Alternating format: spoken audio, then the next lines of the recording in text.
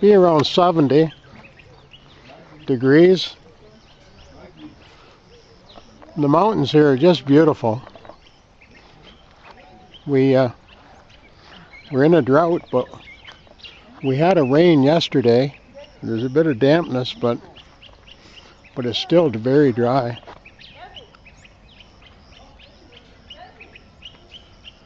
But what a beautiful view here. The mountain range. This Rift Valley, it's so pretty here.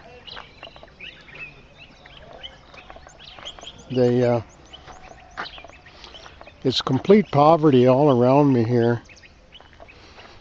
The local people, they have barely nothing. They build their homes out of the clay soil here and make their own bricks. Some people make them out of bricks. A lot of people make them out of straw huts, like the old way. Here's Alice, our cook, coming to work. Morning, Alice. How are you? Everyone is coming to work at 7. It's funny, I would start work at Beclewadd at 7 in the morning. Every day, I guess, every day here, it's daylight at 7 and dark at 7. Nothing changes. There's no daylight savings time here. 7 in the morning till 7 at night, daylight. I like that. It's so nice to have the long days, long hours of daylight.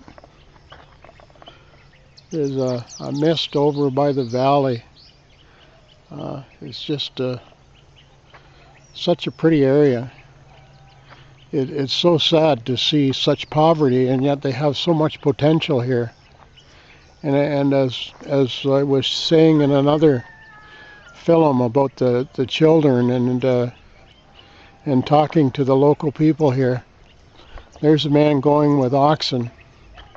But getting back to the children are the future, and we have honor students here at Robin's Nest, and that's what's going to strengthen this country, is education and technology, the same as our country in North America.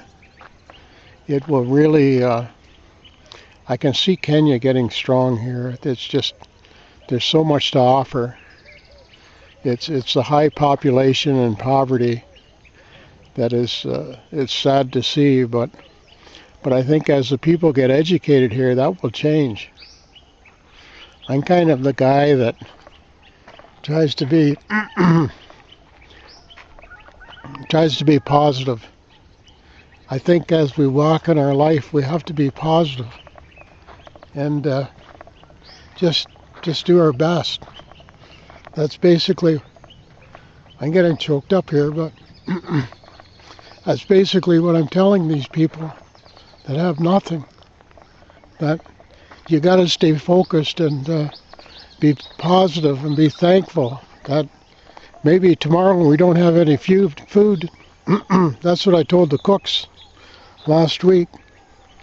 The end of January, we had very little food to work with. But I told them, I said, we got to stay focused. We had a great meal. I made French toast for them, and everyone had food that day. And to forget about tomorrow, that it even talks about that in Scripture, that that God takes care of the sparrows and they have nothing, and that in Scripture it says that God thinks so much more of us than the sparrows, and that God has us in His heart. So we just have to not worry about tomorrow and count our blessings on today. Each one of these people I talked to about that, and these people have nothing. The farmers here make $60 a month Canadian, and it's just barely enough to buy food for their families, and just food alone. That's not counting clothing or anything else. So they're just getting by. But anyways, It's just another gorgeous day here. Every day seems to start out the same way here. Sunshine, 70, 80, and then it goes up to about 90 in the afternoon. But from this mountain range here, I don't know if it goes around this area or what, but in the mid-afternoon you get a breeze, and then a strong breeze sometimes in the evening. But it just, that cool breeze on a hot afternoon is so nice. And then if it gets really hot, there's shade all around my cottage that I head to. Well, February the 18th, Okay. 12:30. Yes. Here comes one of the farmers with some grass for the cows that he just cut. Gosh, another hot day. As you can see, hot and dry. This is the napia that they're weeding and for the cows to feed on. They with the dry weather, I guess they get the oxen in rainy weather and plow the fields, so they're waiting for rains. March is the rainy season, and that's when they start doing the plowing and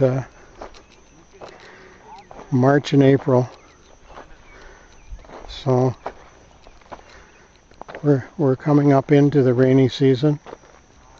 They dug a hole here and found a small pocket of water that they use to water the plants. The other day it had water. Maybe it's... oh, there's still water in it.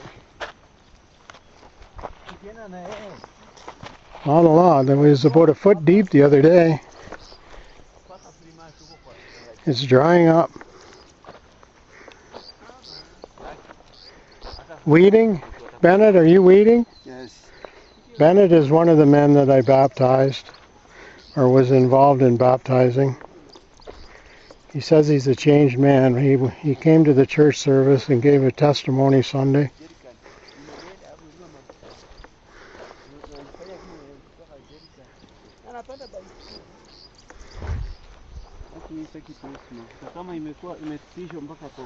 That was a great blessing for me to bring 8 people to Christ. And so sincere. This is a strong Christian community here.